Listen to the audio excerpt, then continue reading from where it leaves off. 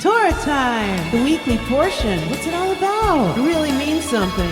What can it teach me? Turn it. Everything's in it. Hi, welcome to Torah time. I'm Rabbi Stephanie Shore, and this week's portion is called Beshalach. It's from the book of Exodus.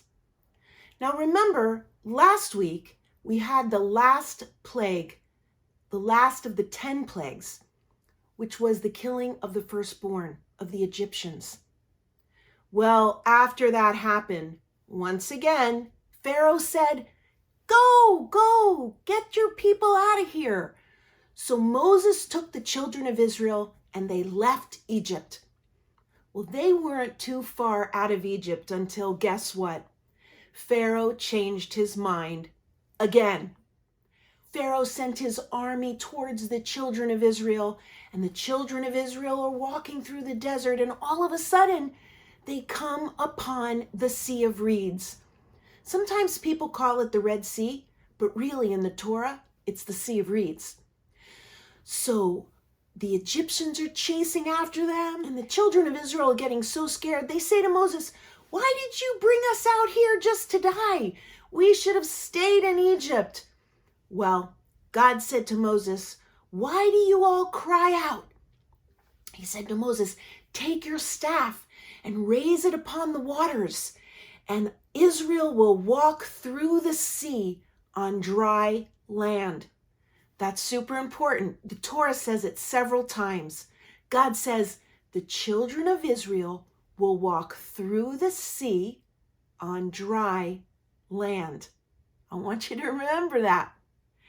So when the children of Israel crossed the sea and they were safely on the other side, Moses held up his staff and the waters closed in.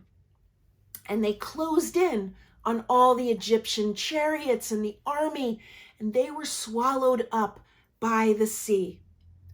Well, Miriam took up her timbrel. Miriam is Moses' sister, and she takes up her tambourine, her timbrel, and she leads everybody in singing and dancing, praising God's miracle and how wondrous God is.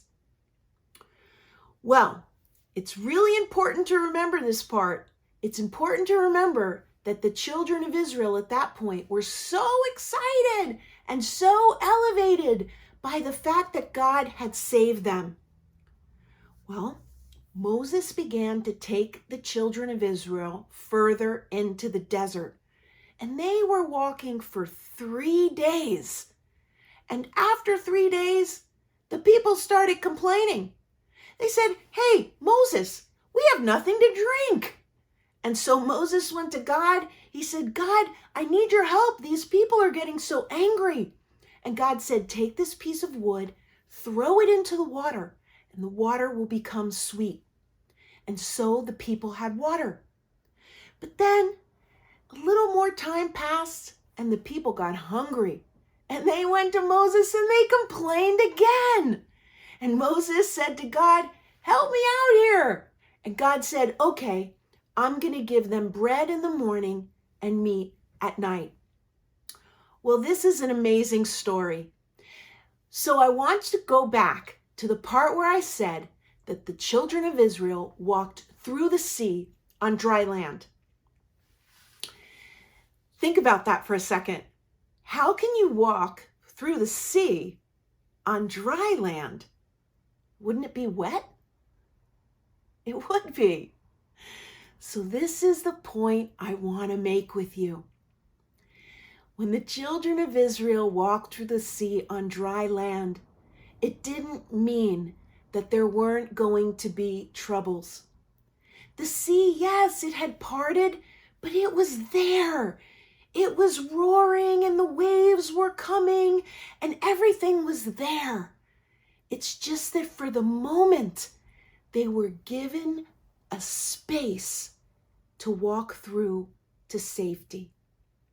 And isn't that just like our lives? Sometimes we have so much going on. The waves are crashing and the winds are blowing and the water is so high And then something happens. We get a moment or a realization, or someone shares something with us, or our mom or dad or teacher gives us some guidance, and all of a sudden we can get through that challenge. Maybe the circumstances haven't really changed, but we're able to deal with it. That's God remaining anonymous. God speaking to us through our friends, through our parents, through our teachers, and we get the answer. That's what faith is. Faith is fear in action. And what is fear? Fear is something that sometimes is false evidence appearing real. And when we have courage, we can walk through our fears, we can walk through that raging sea, and we can get to the other side. The Torah is amazing. It teaches us so much. And this lesson, to walk through our fears so that we can get to the other side, is wonderful for us to use every day of our lives. Well, that's our Torah time for today. Thanks for stopping by. Shalom. Torah time! The weekly portion. What's it all about? It really means something. What can it teach me? Turn it. Everything's in it.